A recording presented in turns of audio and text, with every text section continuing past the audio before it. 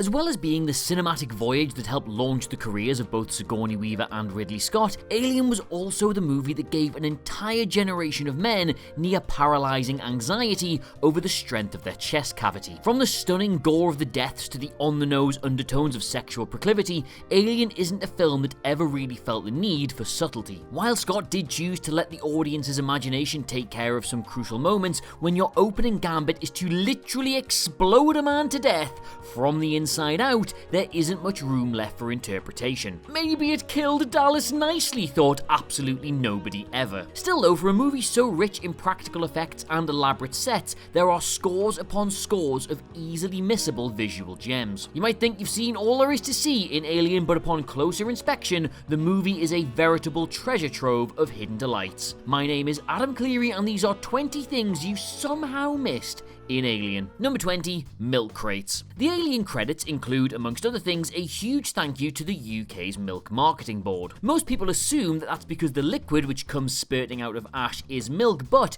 owing to how quickly it would go off under the studio lights, this isn't actually the case. Instead, the thank you concerns the hundreds of milk crates that the board supplied the studio with. These crates, once painted and upturned, comprised pretty much the entire structure of the Nostromo's corridors, with the floors and large parts of the walls entirely constructed from them. Number 19, Zeta Reticuli. After the crew wakes from hypersleep, Lambert reports that they've done so just short of Zeta 2 Reticuli. As well as just sounding cool, this is actually a real binary star system in the southern constellation of Reticulum, approximately some 40 light years from where you're sitting right now, give or take. The system has come up before though, as it was famously the location that Barney and Betty Hill, America's first famous case of alleged UFO abduction, claimed to have encountered beings from. Now, the Hills, whose story was adapted into the 1966 book The Interrupted Journey and the 1975 television movie The UFO Incident, survived their incident though. Number 18, cigarettes. While nobody can hear you scream in space, they can definitely hear you smoke, and the crew of the Nostromo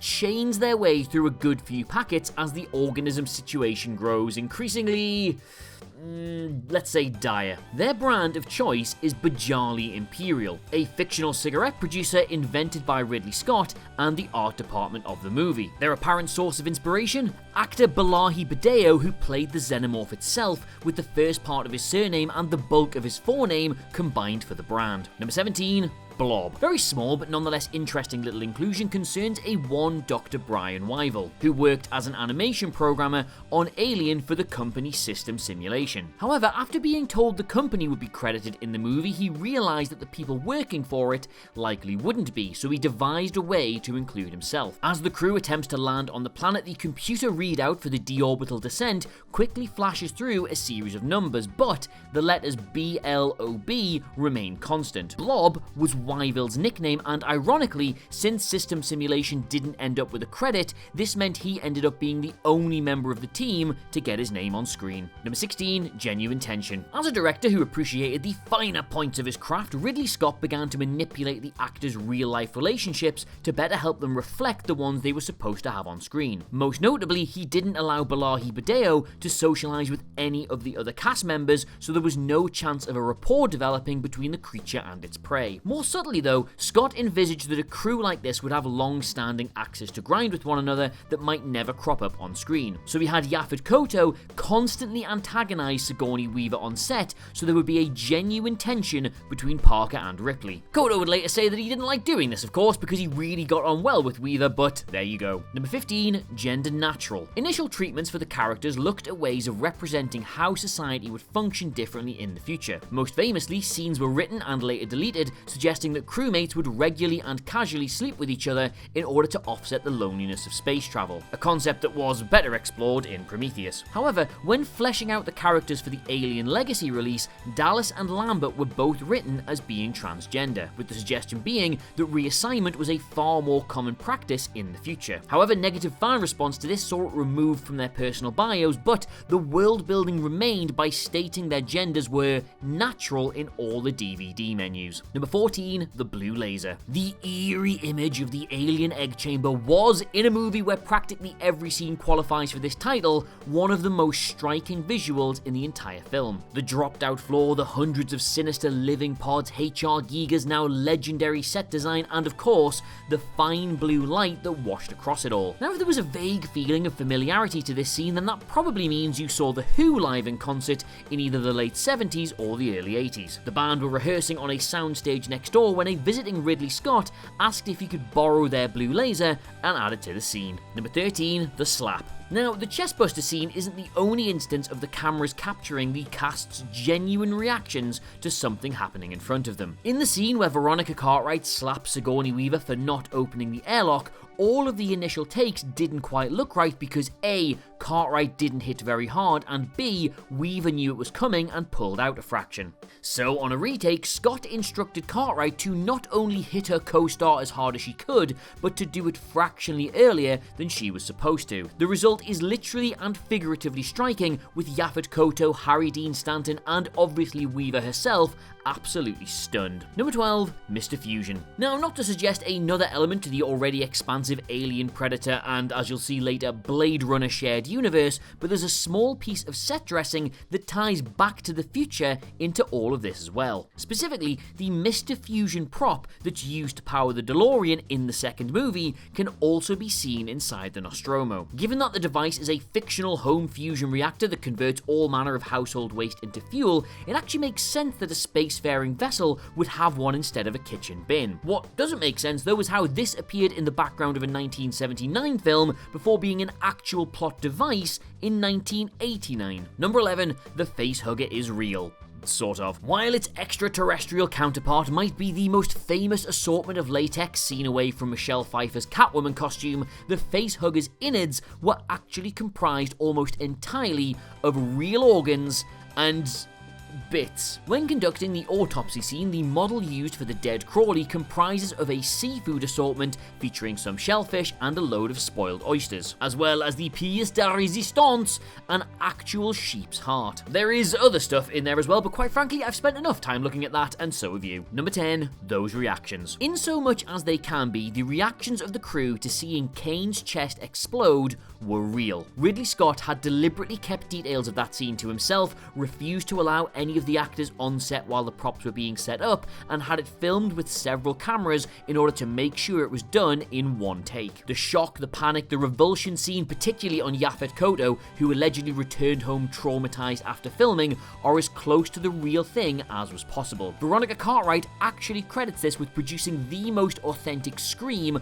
of her entire career. Number 9, hiding in plain sight. While its screen time might be surprisingly paltry, the xenomorph actually does manage to sneak in for a second or two unnoticed. When Brett ventures into a hangar to retrieve Jones, the camera pans up to show the swaying chains and machinery attached to the roof. On the right-hand side of the frame is the creature itself gently swaying in the rafters, ready to drop down and pump this poor man's skull. Number 8, the wrong trousers. As the creature takes out both Parker and Lambert in one horrifying sequence, a bizarre but notable piece of editing famously crops up. Specifically, that as its tail moves between Lambert's legs, the clothes in the shot don't even remotely match up with what she's wearing, and in fact, belonged to Brett. This was because both deaths were originally storyboarded and filmed much differently, with the xenomorph dragging Brett into the ceiling with its tail, hence the shot, and Lambert escaping only to then die of fright, hiding in a locker. When both were tweaked, Scott decided to include the shot from the former in the cut of the latter to make up for the fact there was no footage of Lambert being physically attacked. He just assumed nobody would notice the costume problem, but didn't predict that in 30 years' time, loads of nerds would have YouTube channels. Number 7, the telltale legs. What makes the trousers flub in this scene worse, and what makes the scene in general infinitely more horrifying, is that when Ripley finally arrives on the scene, Lambert is no longer wearing them. In fact, from what can be seen of her hanging remains, she's not wearing anything at all. The sexual undertones of Alien have been documented and debated since the movie was released, but without stating it directly, the implication here is that prior to killing her, the creature violated Lambert in some horrifying capacity. Number 6, you never see the alien from the front. So determined was Ridley Scott to avoid the creature feeling like a man in a suit that he considered every possible means by which to emphasize its inhuman horror. In fact, so much as even putting a man in a suit was off the table until the 7-foot-plus Balahi Badeo was discovered in a pub one night and perceived to be weird enough. When it came time to film though, Scott refused to ever shoot the creature directly facing the camera. Its humanoid features were less noticeable from certain angles, and even when it does loom directly towards the audience, it's framed so close up that the whole face is impossible to see. Number 5, Mother. An unseen but nonetheless vital character in Alien is Mother. The semi-sentient computer of the Nostromo, she was officially identified on screen as being a 182 model 2.1 terabyte AI mainframe. She awoke the crew from hypersleep and later in the film was revealed to have worked with Ash to preserve the specimen. However, the name Mother isn't strictly accurate. It's only revealed in one quick shot as Ripley attempts to enter the mainframe, but the computer is actually designated MUTHUR. What this is an acronym for hasn't been revealed, but it's certainly a handy space coincidence that it doubles as such a sinister name. Number 4, the sexual imagery. Alright, yes, I know you did not miss the sexual imagery in Alien. Nobody did. The impregnation, the male violation fear, the not even slightly subtle phallic nature of the creature design, and the way its most lethal weapon hidden behind its jaws is just, well, it's not subtle, is it? But the character of Ash is often missed in these conversations. Firstly, as the android aboard the ship, he's the only character with no lines of dialogue that refer to promiscuity. More importantly though, when attempting to kill Ripley, he rolls up a pornographic magazine, turning it into another phallic shape, and attempts to choke her with it. A visual substitute for the genitalia he would not have. Finally, when attacked by Parker, he effectively explodes in a mass of white liquid and, well, that's not subtle either, is it? Number 3, Jaws. Alien, both in its developmental stage and in reviews from critics, drew numerous comparisons to the movie Jaws. Understandable really, as both concern a ragtag group of survivors attempting to best a terrifying creature as it slowly whittles them down one by one. One write-up literally just called it Jaws in space. However, there is another very deliberate reference to Spielberg's notorious shark movie as Ash, or